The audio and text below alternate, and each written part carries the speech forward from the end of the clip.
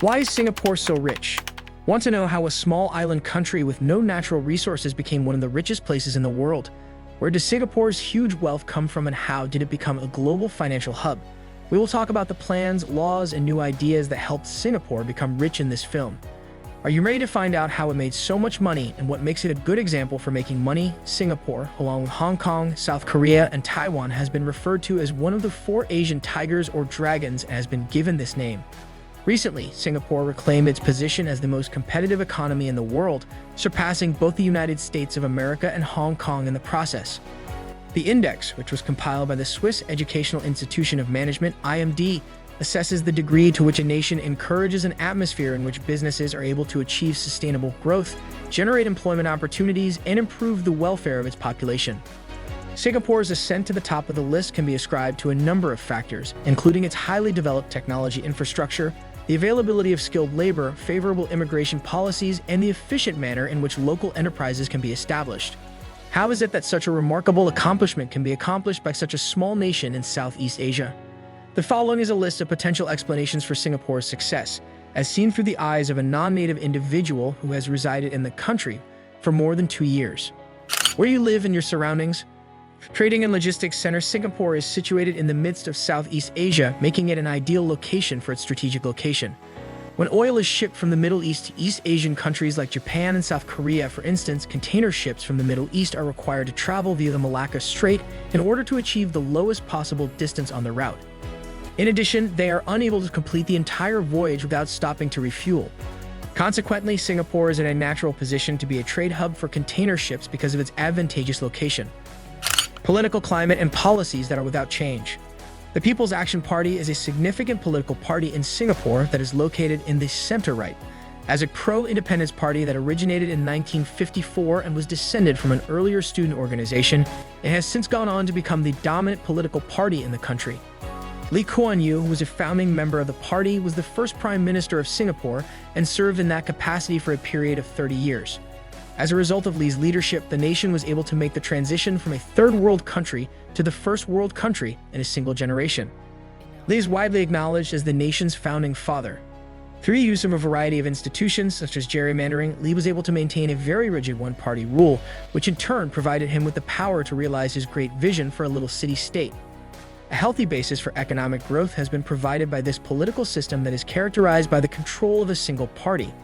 Through the charisma and leadership of a visionary leader, Singapore was able to distinguish itself from a large number of other developing countries and achieve remarkable levels of development.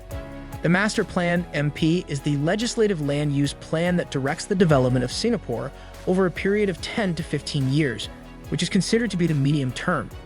It is evaluated once every 5 years and is responsible for translating the broad long-term policies of the government into comprehensive plans that are intended to direct the development of land and property. In addition to providing stability, the master plan is sufficiently adaptable to permit modifications in response to the unforeseen circumstances that may develop at any given time. At the other end of the spectrum is South Korea, which serves as an example of how change in government can completely overturn policies that were adopted by the preceding regime. When it comes to long-term planning, for example, the fact that nuclear power facilities were dismantled in a couple of years after President Moon Jae-in came to power, so eliminating an entire industry that had evolved over the course of the previous decades, demonstrates how crucial it is to maintain policy consistency. The status of Singapore as a stable environment to operate business is also in stark contrast to Hong Kong, which is another city-state with a reputation for being business-friendly and has drawn many investments in the past. Hong Kong is similar to Singapore in that it has a reputation for being business-friendly. The recent political upheaval in Hong Kong demonstrates how the presence of political risk can have a negative impact on the sentiment of business people. There are a lot of bright young people from Singapore who go abroad to study due to government scholarships. As part of the agreement, they are required to go back to Singapore and find employment in the public sector for a period of many years. Furthermore, Singapore has maintained a policy of paying high wages to civil servants for a very long time. At regular intervals, the government examines and adjusts salaries in order to guarantee that they are competitive. In addition, incentives are given to civil servants that are tied to the general economic performance of the nation. These regulations are founded on the assumption that a civil servant who is adequately compensated is extremely unlikely to engage in conduct that is considered to be corrupt. If, on the other hand, corruption does take place in the public sector, the government will punish those responsible for the wrongdoing in a harsh manner. This method, which combines positive and negative reinforcement, has enabled Singapore to establish a public sector climate in which skilled persons are encouraged to work and make contributions to society. The Ministry of Transport is a good illustration of the efficiency that has resulted from this. The ministry is currently implementing a hybrid strategy for the public transportation system. This strategy combines the responsiveness of a nationalized system, in which the government is responsible for overseeing bus services, rail lines, and operating standards, with the efficiency of the private sector, in which private companies are responsible for operating buses and trains. Low tax rates are a well-known characteristic of Singapore. There are some of the lowest tax rates in the world for both individuals and corporations. In addition to this, there are a great deal of tax exemptions. Gains on investments, dividends, inheritances, and gifts are not subject to any kind of taxation.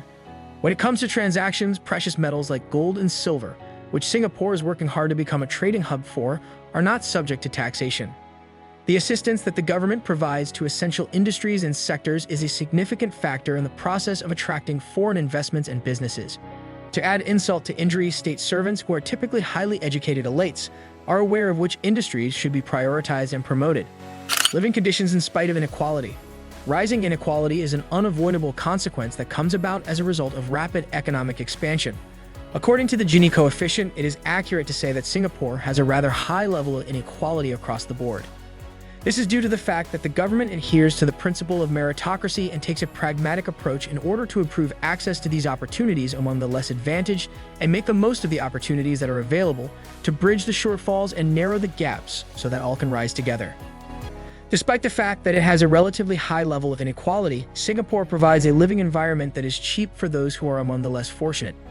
When compared to other industrialized countries like the United States and the United Kingdom, Singapore's public transportation, which includes buses and subways operated by mass rapid transit, is not only the greatest in terms of quality but also, shockingly, the most affordable. On the other hand, the cost of the ownership of a car in Singapore is extremely high. As a result of the government's decision to charge hefty fees for driver's licenses, the number of automobiles is restricted.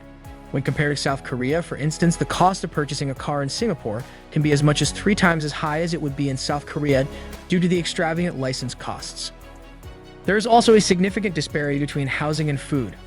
While on the one hand, Singaporeans have the option of living in public housing that is subsidized by the Housing and Development Board (HEB), and eating at local food courts known as hawker centers for approximately $6, $4.45 each single meal. On the other side, wealthy Singaporeans have the ability to eat at more upscale restaurants and live in private condominiums that can be 2 or 3 times more expensive than accommodation provided by the Accommodation Development Board (HEB). In this case, the most important thing to keep in mind is that people who live in HEB, take the MRT, and eat at very inexpensive food centers in the neighborhood can yet retain quite excellent standards of life. In a sense, Singapore has developed systems that are accessible to both the wealthy and the less wealthy.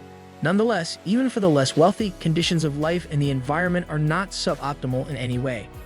Singapore has chosen to foster meritocracy and create a pleasant living environment for both worlds, rather than focusing on the distribution of income.